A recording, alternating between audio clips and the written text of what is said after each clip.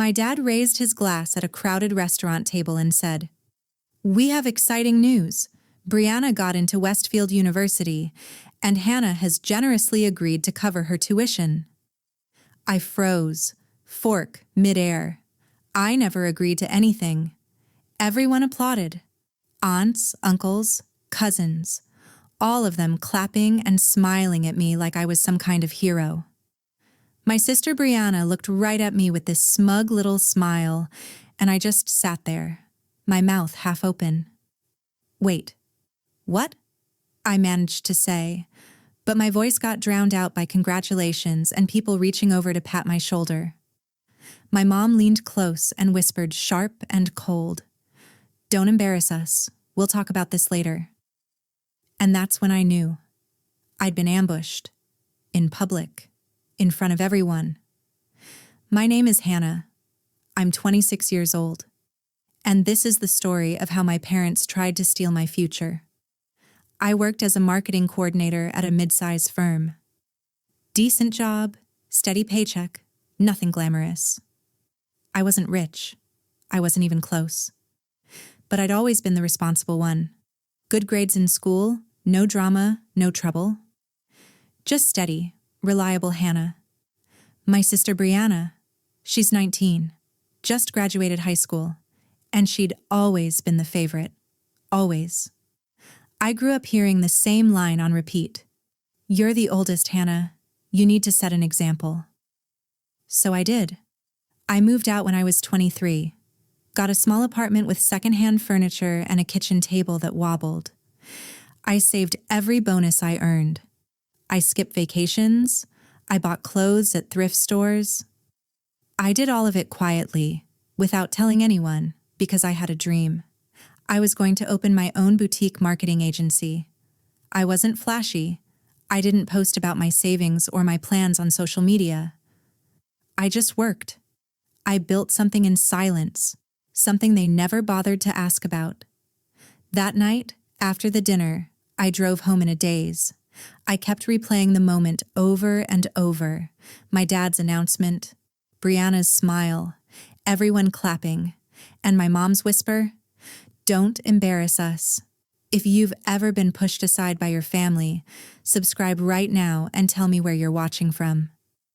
Because you'll understand exactly what happened next. 3 days later, my parents showed up at my apartment, unannounced. I opened the door and there they were. My mom holding a folder. My dad with his arms crossed, face stern. "We need to talk," Mom said. I let them in.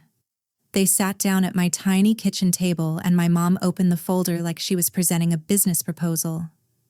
Inside was a glossy Westfield University brochure, and underneath it, a tuition breakdown, $48,000 per year.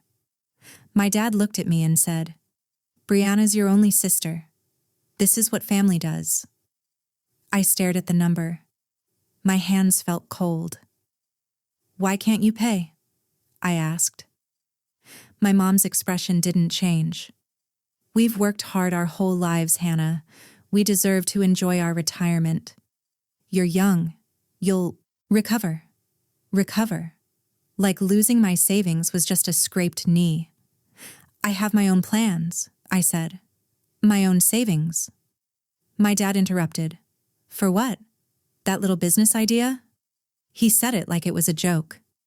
"Hannah, be realistic. This is Brianna's future." That's when my phone buzzed on the table. A text from Brianna. "Did you tell her yet? I already told my friends you're paying LOL." My stomach dropped. She already told people. She was bragging about it. My mom slid a payment plan across the table, typed up, printed, official looking.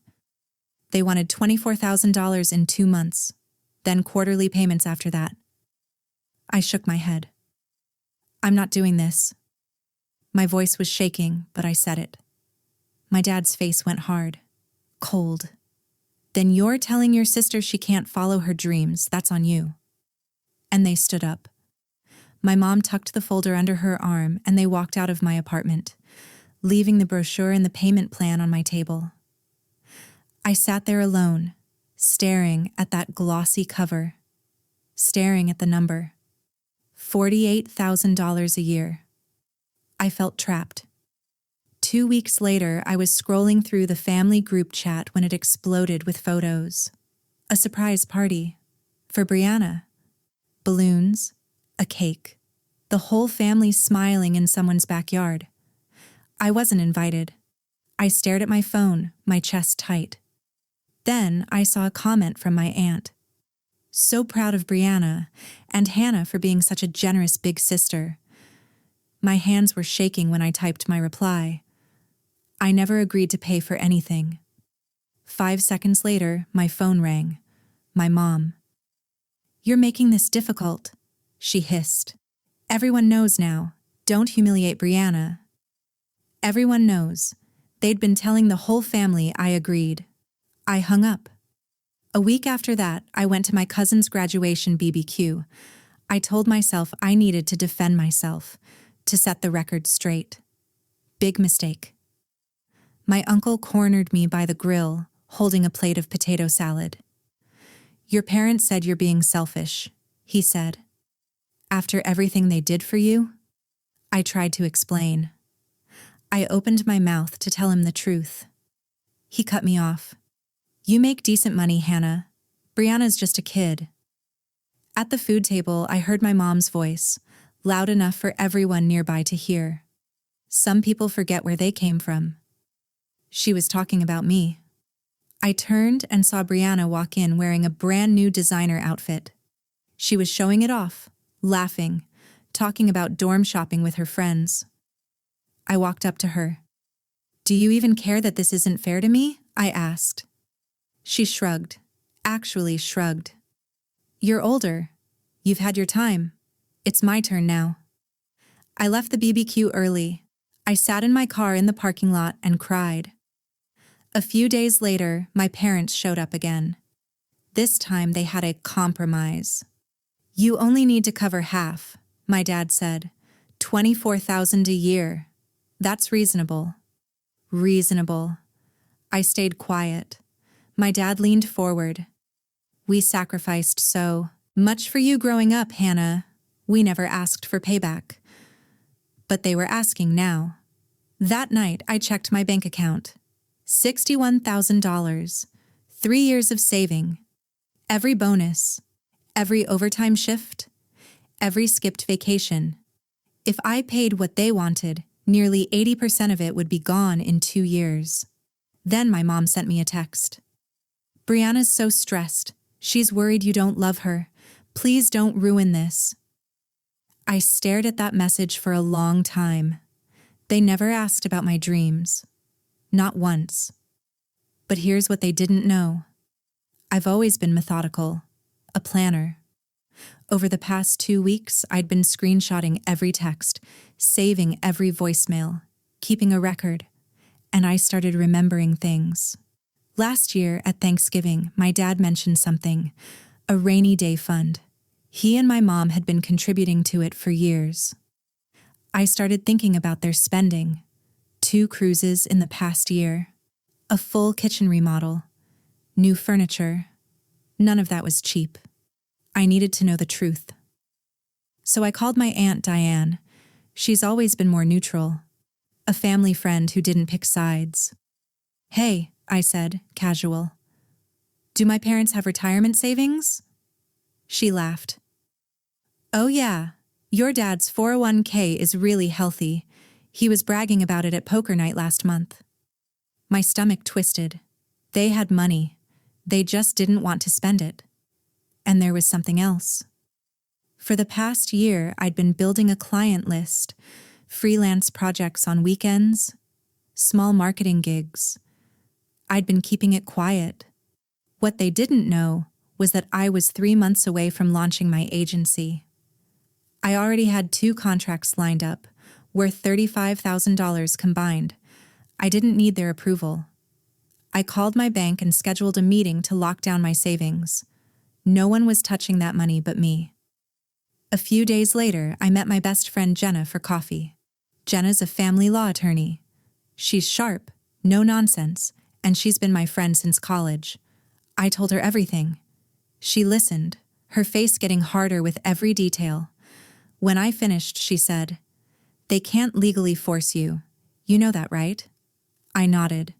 "Good. Then let's make sure they know it too." Jenna helped me draft a formal boundary statement. Clear, professional, firm. I also reached out to Mr. Callahan, my former business professor. He'd been mentoring me on my agency launch. When I told him what was happening, he shook his head. "The people who don't believe in your dream don't get to fund theirs with your sacrifice." That stuck with me. But while I was getting ready, my family was escalating. My mom created a GoFundMe for Brianna's tuition, and she listed me as the lead sponsor. Without my permission, the family group chat filled up with passive-aggressive posts. One cousin wrote, "Family is everything. Some people forget that." Then Brianna sent me a long text.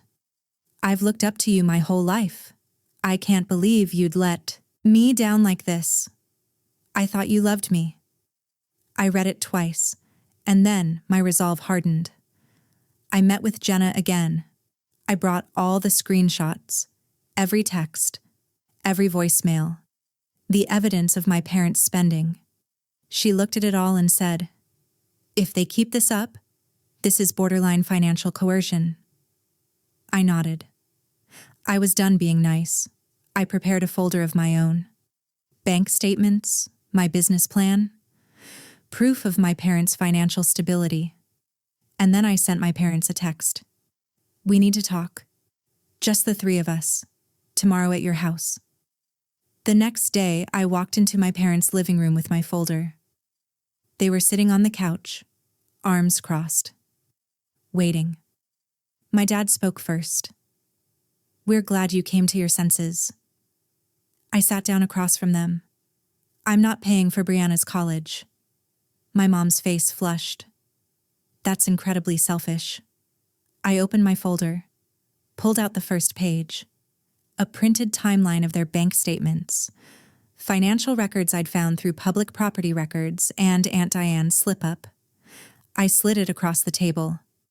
"You have $120,000 in retirement savings," I said. "I know because Aunt Diane mentioned Dad's 401k. Silence. My dad sputtered. "That's our money. We earned it." I didn't blink. "And my savings are mine. I earn them." My mom tried a new angle, softer, pleading. "We're your parents. You owe us." I pulled out the next page. Printed screenshots, cruise bookings, kitchen remodel receipts I'd pulled from their trash last Christmas when I helped them clean up. "You've spent $30,000 on vacations and renovations in 2 years," I said. "You have the money.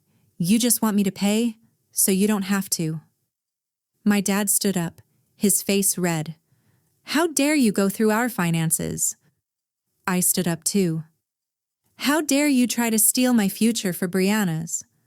My mom reached for my hand. "She's your sister." "And I'm your daughter," I said. "But you've never treated me like I mattered as much as her." I pulled out my business plan, the one I'd been working on for a year. I dropped it on the table. "I'm launching my own agency in 3 months. I have contracts worth $35,000 already lined up. I have a future I built alone, because you never cared enough to ask." My mom's eyes were wide, shocked.